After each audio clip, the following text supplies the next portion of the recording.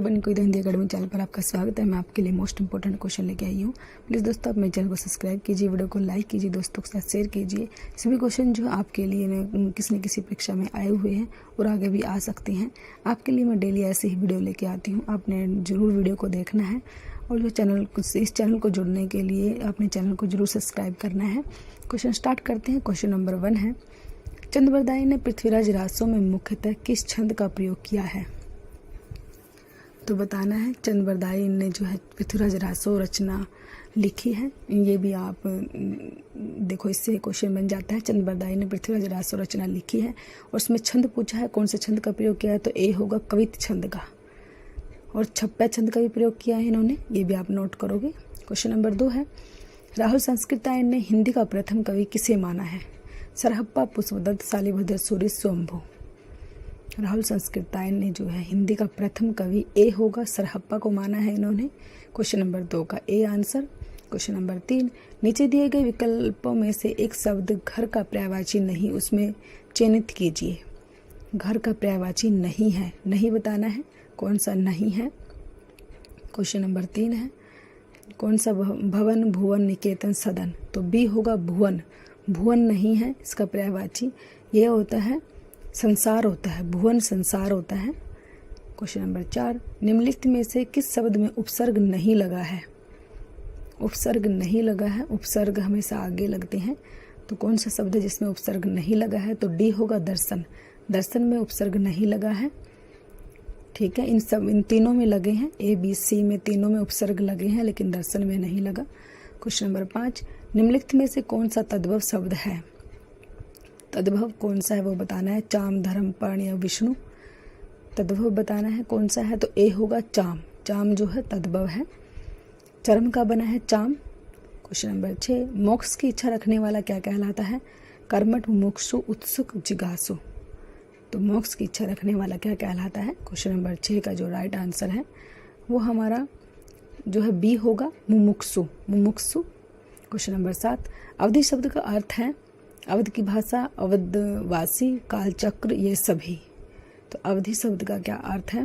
Question number 7 ए होगा अवध की भाषा, अवध की भाषा। क्वेश्चन नंबर 8, गुरुमुखी किस भाषा की लिपि है?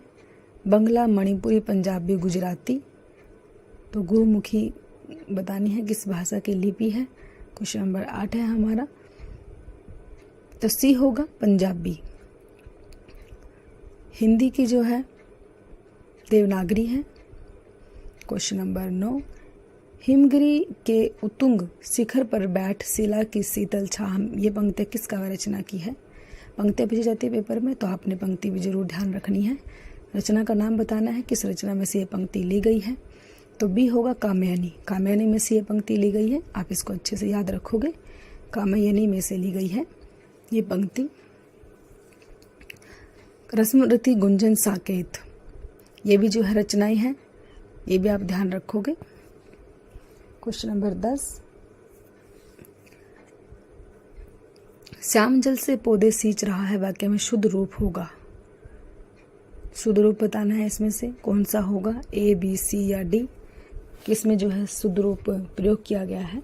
सी होगा, श्याम पौधे सींच रहा है, ये इसका शुद्ध वाक्य बनेगा। क्वेश्चन नंबर 11, कल्पवास का अर्थ होता है कुछ समय के लिए गृह त्याग, तपस्या करना, एकांत स्थान में जाना, स्वास्थ्य लाभ के लिए कहीं रहना। तो कल्पवास का अर्थ क्या होता है? ऐसे अर्थ पूछा जाता है आप लोगों से, तो आप बताना है। क्वेश्चन नंबर 11 ए होगा, कुछ समय के लिए गृह त्याग। क्वेश्चन नंबर 12, इति या इर्ति का सही अर्थ भेद है। ऐसे पेपर में क्वेश्चन पूछे जाते हैं, इसी हिसाब से मैं आपके लिए क्वेश्चन लेके आई हूँ। तो क्या होता है? डी आंसर होगा, समाप्ति और विघन। इति का मतलब समाप्ति होता है और इर्ति का मतलब विघन होता है, आप ध्यान रखोगे। क्वेश्चन नंबर 13, उज्ज्वल में प्रयुक्त संधि है, कौन सी संधि यूज की गई है उज्ज्वल में? संधि का नाम बताना है। गुण, व्यंजन, विसर्ग या दीर्घ संधि? क्वेश्चन नंबर 13, तो बी होगा व्यंजन संधि है। उज्ज्वल में जो है व्यंजन संधि है, इसको उत प्लस ज्वल बन जाएगा, ये आप इसको भी ध्यान रखोगे, उत प्लस ज्वल बनेगा। क्वेश्चन नंबर 14, हिंदी साहित्य में महाप्राण किस कवि के लिए प्रयुक्त होता है? महाप्राण किस कवि को कहा जाता है? तुलसीदास, निराला, जयशंकर प्रसाद, सूरदास। तो बताना है महाप्राण किस कवि को कहा जाता है। बी होगा निराला। निराला कवि को जो है महाप्राण कवि कहा जाता है। मोस्ट इंपॉर्टेंट क्वेश्चन है, महाप्राण जो है निराला जी को कहा जाता है, ये आप अच्छे से याद रखोगे। क्वेश्चन नंबर 15 है, मिलन का मत नाम लो मैं विरह में चीर हूँ, यह पंक्ति किस रचनाकार की है। मोस्ट इंपॉर्टेंट पंक्ति, पेपर में बार बार आती है ये पंक्ति। किसने लिखी है, महादेवी वर्मा, मीरा भाई, मनु भंडारी, सुधा कुमारी चौहान। तो किसकी है ये पंक्तियाँ, उसका नाम बताना है। क्वेश्चन नंबर 15 ए होगा महादेवी वर्मा। महादेवी वर्मा ने लिखी है ये पंक्तियाँ, ये ध्यान रखोगे आप। क्वेश्चन नंबर 16, दिए हुए में से कौन सा विकल्प घड़ियां गिनने का अर्थ दर्शाता है। घड़ियां गिनना कौन सा अर्थ दर्शाता है, ए, बी, सी या डी। क्वेश्चन नंबर 16 हमारा घड़ियां गिनना, ए होगा बहुत बेचैनी से इंतजार करना। बहुत बेचैनी से इंतजार करना होता है घड़ियां गिनना। क्वेश्चन नंबर 17, घाट घाट का पानी पीना लोकोक्ति का सही अर्थ है। अनेक क्षेत्रों का अनुभव, जीवन में स्थिरता का अभाव, धर धर भटकना, परोपकार के लिए यहाँ वहाँ घूमना। घाट घाट का पानी पीना लोकोक्ति से लोकोक्ति का अर्थ भी पूछे जाते हैं आपसे। तो एक होगा, ए आंसर होगा अनेक क्षेत्रों का अनुभव होना। अनेक क्षेत्रों का अनुभव होना, घाट घाट का पानी पीना। क्वेश्चन नंबर 18, अतंत में कौन सा उपसर्ग है। उपसर्ग बताना है कौन सा आया हुआ है, अतंत के अंतर्गत उपसर्ग कौन सा आया है। क्वेश्चन नंबर 18 तो बी होगा अति। अति से आया है इसके अंदर। क्वेश्चन नंबर 19, श है कौन सा व्यंजन कहलाते हैं। ये चारों व्यंजन इनका नाम है, इनको क्या कहा जाता है वो बताना है। मोस्ट इम्पोर्टेंट है, ऐसे आपसे व्यंजन जो है पूछे जाते हैं पेपर में, ऐसे ही क्वेश्चन दिए जाते हैं। तो डी होगा उसम संघर्षी व्यंजन है। ये उसम और संघर्षी व्यंजन है, ये आप ध्यान रखोगे। उसम भी है और संघर्षी भी है। क्वेश्चन नंबर 20, निम्नलिखित में से कौन सी बोली पश्चिमी हिंदी की नहीं है। पश्चिमी हिंदी के अंतर्गत कौन सी नहीं आती वो बतानी है। क्वेश्चन नंबर 20 जो डी जो है अवधि जो है पश्चिमी हिंदी के अंतर्गत नहीं आती है। ब्रजभाषा बुंदेली खड़ी बोली आती है, अवधि नहीं आती। डी अवधि नहीं आती, ये आप ध्यान रखोगे। 3 आती हैं ये, लेकिन अवधि नहीं आती है। क्वेश्चन नंबर 21, शुद्धगढ़ी किसकी भाषा है। शुद्धगढ़ी जो है किसकी भाषा है। कबीर, रहीम, जयसी, रामानंद। जो है किसने जो है, ए होगा कबीरदास ने शुद्धगढ़ी भाषा का प्रयोग किया है। क्वेश्चन नंबर 22, थोड़ा सा दूध गर्म कर दो, इस वाक्य में विशेषण का कौन सा भेद है। गुणवाचक, निश्चित संख्यावाचक, सार्वनामिक, अनिश्चित परिमाण वाचक। तो क्वेश्चन नंबर 22 जो है इसे बताना है कौन सा विशेषण का प्रयोग किया गया है। तो डी होगा अनिश्चित। क्वेश्चन नंबर 23, यदि ए या आ के बाद ई या ई आए तो दोनों मिलकर ए हो जाता है, यह स्वर संधि कहलाती है। तो कौन सी स्वर संधि कहलाती है ये, ए, बी, सी या डी। तो बताना है कौन सी स्वर संधि कहलाती है। तो सी होगा गुण स्वर संधि। क्वेश्चन नंबर 24, संविधान की 8वीं अनुसूची में कौन सी भाषा शामिल नहीं है। बोडो, मैथिली, भोजपुरी, डोगरी। क्वेश्चन नंबर 24, संविधान की 8वीं अनुसूची में कौन सी भाषा शामिल नहीं है। तो सी होगा भोजपुरी। भोजपुरी नहीं है शामिल 8वीं अनुसूची में। 22 भाषाएं शामिल है, लेकिन भोजपुरी उसमें से नहीं है। क्वेश्चन नंबर 25, पवन शब्द में कौन सी संधि है। संधि बतानी है, गुण संधि, यण संधि, अयादि संधि, वृद्धि संधि। तो सी होगा अयादि संधि है। पवन में जो है अयादि संधि है, पौ प्लस अन ऐसे बनेगा ये ध्यान रखोगे आप। क्वेश्चन नंबर 26, आघात का विलोम शब्द है। प्रघात, संघात, बलघात, प्रतिघात। आघात का विलोम बताना है। क्वेश्चन नंबर 26 तो डी होगा प्रतिघात। क्वेश्चन नंबर 27, बिनु पग चले सुने बिनु काना, इसमें कौन सा अलंकार। मोस्ट इंपोर्टेंट ये लाइनें पेपर में बार बार आती है। इसमें अलंकार बताना है कौन सा, विभावना, श्लेष, रूप के वर्कोक्ति। तो कौन सा अलंकार इसके अंतर्गत दिया हुआ है, बिनु पग चले सुने बिनु काना। क्वेश्चन नंबर 27 तो ए होगा विभावना। विभावना अलंकार है इसके अंदर, ये आप ध्यान रखोगे। क्वेश्चन नंबर 28, ऊन का तत्सम रूप है उरण, उरण्य, उरण, ऊनीय। तो ए होगा उरण, ऊन का जो है उरण। क्वेश्चन नंबर 29, महाभारत की कथा पर आधारित नाटक है। अंधायुग, अंधी गली, कोणार्क, आधे अधूरे। महाभारत की कथा पर आधारित नाटक का नाम बताना है, कौन सा नाटक है से महाभारत की कथा का वर्णन किया गया है। तो क्वेश्चन नंबर 29 का ए होगा अंधायुग। अंधायुग है वो नाटक, वो जो है नाटक जो है ये धर्मवीर भारती का है, ये भी नोट करोगे आप। धर्मवीर भारती का ये अंधा युग। क्वेश्चन नंबर 30, गौरीशंकर शब्द किस समास का उदाहरण है? बहुब्रीहि समास, कर्मधारय समास, द्वंद्व समास या तत्पुरुष समास।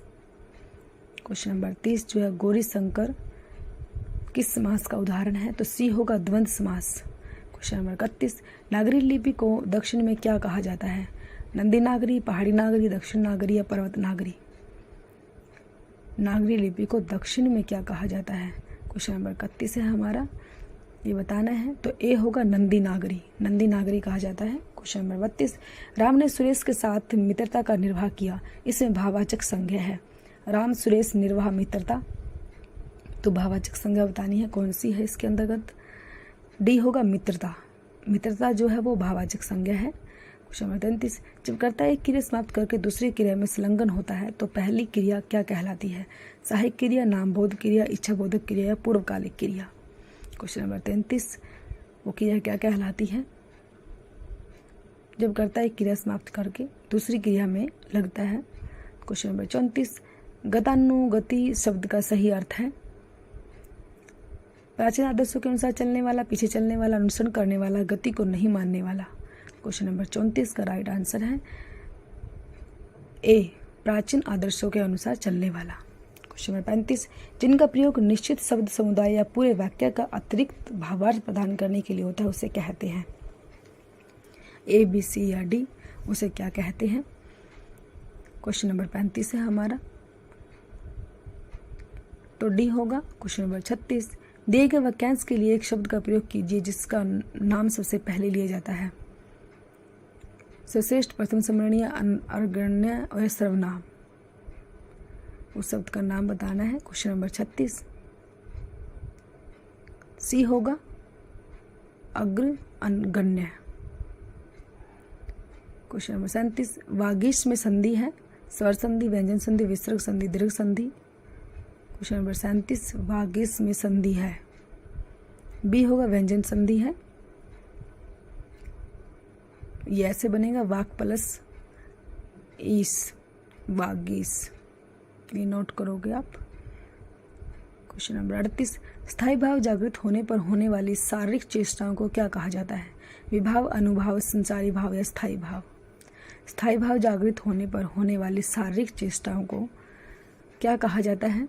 तो बी होगा अनुभाव कहा जाता है उसको, अनुभाव, बी आंसर। 4 होते हैं ये अनुभाव भी, ये भी आप ध्यान रखोगे, 4 होते हैं अनुभाव। ऐसे पूछा जाता है अनुभाव कितने होते हैं, तो 4 होते हैं। क्वेश्चन नंबर 39, निम्न पंक्तियों में अलंकार पहचानिए।